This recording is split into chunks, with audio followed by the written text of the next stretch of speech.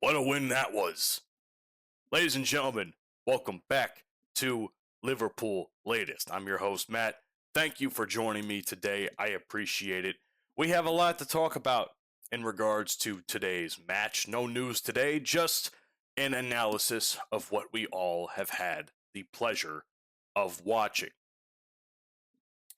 Liverpool defeat West Ham 5-2 at home in Anfield.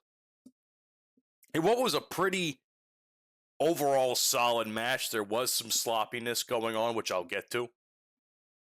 But that first half, for as much as West Ham tried to push through, and they did a couple of times, Liverpool answered thunderously, and they ended up getting 5 goals overall as a result. One of those being an own goal from West Ham, so thankfully that played into our benefit for sure. Just some stats from the match. Liverpool win in shots 18-10. Shots on target 6-5. Possession was about 50-50 throughout the course of the match. We had slightly better pass accuracy with 84% to 82%. West Ham had less fouls than us with one less, 11-12. And yellow cards were even 2-2. No red cards were given in today's match. 1 offside apiece, and 10 corners were given in favor of Liverpool to West Ham's 5. Some of those we actually scored off of. I'll get to the set piece part in a second, but wow. That first half, absolutely phenomenal. Ekitike opens up the scoring within the first minute with a phenomenal kick into the goal. Couldn't have been a better guy to do it too. It's a 16th on the season, so fantastic for him for sure. Easily been our best goal scorer as compared to others on the team who haven't had as many goals or haven't contributed as many goals or assists. But Ekitike contributed quite a bit in today's match, which was very impressive. 24th minute, Virgil van Dijk scores again off of a header from a corner. I don't know if it was Gakpo, Szoboszlai, or Salah who delivered that corner to him, but it was absolutely beautiful, and that continued our lead 2-0. And of course, Alexis McAllister scored a pretty stellar goal in his own right before halftime started in the 43rd minute. A goal that I unfortunately missed originally because, well, my sister was like, hey, can you do something for me? And I'm like, I'm in the middle of watching a match. I watched the replay of it somewhere on Twitter, and I was very pleased with what I saw. So McAllister does a phenomenal job with that goal as well. Once again, off of a set piece. Set pieces were the big story in today's match, which I will get to as time goes on here. Now, like I said, we did dominate as far as the scoring goes, but overall the play on the field was a little bit, it was kind of going back and forth. Not something I would have liked to have preferred to have with a 3-0, with it at the time 3-0 lead, but West Ham did have plenty of chances in their own right. Alisson did have to do quite a lot of work today, more so than I would have liked him to do, but beggars can't be choosers. Overall, Liverpool dominate the first half without a shadow of a doubt, and then that's when it starts to falter a little bit. In the second half of the match, Tomas Souček scores a goal in the 49th minute, basically right after halftime starts, and it was a very poorly defended goal. It was onside, which you can take a look at it. They were reviewing it for a second or two, and I'm like, there's no way that's offside. Like, he's clearly onside there. Anybody could tell that was an onside goal. So Souček scores in the 49th minute. That was that hurt my soul just a little bit, unfortunately. It goes to show that we are still mortal. We still make mistakes, a bit of a poor defensive aspect from us there, but we were still in the lead at that time. Shortly after, Cody Gakpo, who had a pretty okay first half, he did do pretty well for himself, and then the second half decided to absolutely shit the bed up until that goal. The 70th minute, he finally gets one off, which was very lucky if you ask me. He did what he should have been doing this whole season. Cut in and shoot, as opposed to cut in and pass backwards, which essentially kills our entire offensive press. So, the one time he doesn't do that, he ends up scoring, and I hope that is good for his confidence because Lord knows he has been a thorn in the side of this team throughout the entire course of the season from an offensive perspective. And I don't know what he has on Arne Slot, but somehow, some way, he finds ways to find himself in the starting 11 every single week and every single match. And at this point, for us Liverpool fans, it's becoming more and more tiresome to watch.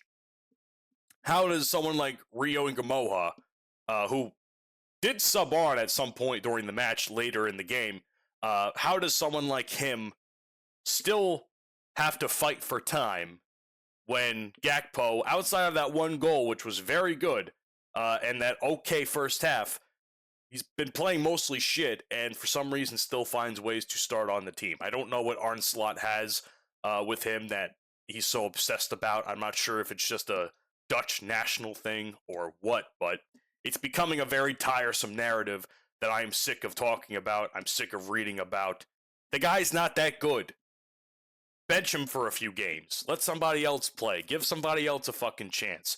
I don't care if it's got to be Federico Chiesa. I don't care if it's got to be Rio. I don't care if it's got to be somebody. Just do something to help us. I obviously had a bit of a better day today for the most part, so I'll let this one slide. He's bought himself more time, but it's becoming a tiresome narrative for me, seeing it on the field every single week. Of course, Valentin Castellanos unfortunately scored not too long after off a corner kick in the 75th minute. A very poorly defended corner kick, mind you. And for as good as Liverpool were with set pieces today, clearly it did not matter in the end because they still can't defend them worth a goddamn. So it happens. What are you going to do? Then some substitutions happen. Jeremy Frimpong replaces Joe Gomez, which is actually nice to see. I'm glad that Joe Gomez got the start today. He did a very good job at right back. Jeremy Frimpong having basically done a pretty solid job for when he had subbed on to the match. He had some pretty big moments early on and eventually would cut in and essentially try to score a goal, and it would ricochet off Axel Disasi in the 82nd minute for an own goal from West Ham. So even though Frimpong did not get the credit for the goal, it was still because of him that the goal happened. So shout out Jeremy Frimpong. That was basically what sealed the deal for the win and got us the 5-2 victory. So some struggles there in the second half. Liverpool, I think, got a little bit complacent after halftime. They thought that they were still invincible, and it goes to show that they are still mortals. And as good as they are and as good as they can be, especially against weaker teams, they are not, they can still be scored on no matter what. And those two goals from Souček and Castellanos definitely prove that. Every fiber of my being wanted to have Alisson Becker score a clean sheet today or get a clean sheet with a victory, but it wasn't meant to be. It was bound to happen at some point. West Ham was knocking on the door constantly throughout the match, so and Becker did a little bit more work than I would have liked him to do today, but all in all, a win is still a win, and that's what matters in the end. Now, the one thing I want to touch on is the set piece aspect, which I've been harping a little bit throughout the course of the video. Here's what I will say. I find it hilarious that our first 3 goals were scored by a set piece in some way, shape, or form. Ekitike in the 5th, Van Dijk in the 24th, and McAllister in the 43rd. It was like hell had frozen over. The fat lady was singing, pigs were flying, all because we fired our set piece coach earlier in the season. That was a very good moment for us, and I think that certainly helped our confidence when it comes to creating offensive chances for set pieces. As a matter of fact, I texted my buddy Johnny after, I think it was the Van Dijk one or the McAllister one, and I said to him, I was like, about to start calling us Live Arsenal, because that's exactly how I felt in that moment with those set piece goals there. And that was, I thought I was being funny. I have yet to receive a text back. He probably thinks I'm an absolute moron, and that's okay. But for as good as we are at scoring them, we're still doing a very poor job defending them. And I think that goal by Castellanos proved that a little bit. That said, there is a statistic I would like to read that kind of proves that we are improving in the set piece aspect, with saying that, and this is from Anfield Edition on Twitter, Liverpool were joint bottom of the set piece table before the turn of the year. They are now top the table with 8 set piece goals in the Premier League. That's all you need to know. That's all you need to know right there. Fire the guy costing you opportunities in the set piece and see what happens. And clearly, whoever is in charge of it, whether it's some of the players taking some charge, whether it's some of the coaching staff, because clearly there is now no, as far as I was ever made aware, there was now no official set piece coach in place in that position. Whoever's doing the game planning for those is doing a wonderful job. And that has clearly shown on the field, considering how well we have performed them. And I think a lot of that comes from who's actually taking the corner kicks as well, and the free kicks. Dominic Szoboszlai is clearly dominating in the free kick aspect. I do not mind Mo Salah in the corner kick position. I think Cody Gakpo also has been taking corners, which doesn't make any sense. Cody Gakpo is a very tall, lanky individual. He should be out there trying to get a header into the goal. I would probably find somebody else for that position. I'm not sure if one of the right backs can do it, or one of the midfielders. I'm not a big fan of Maka taking corners. I don't think he does a very good job of them from what I've seen. And maybe that was just during a time period where we weren't good at set pieces and corners. So, not sure what happened there. But either way, a set piece goal is a set piece goal, and we got about 3 of them today.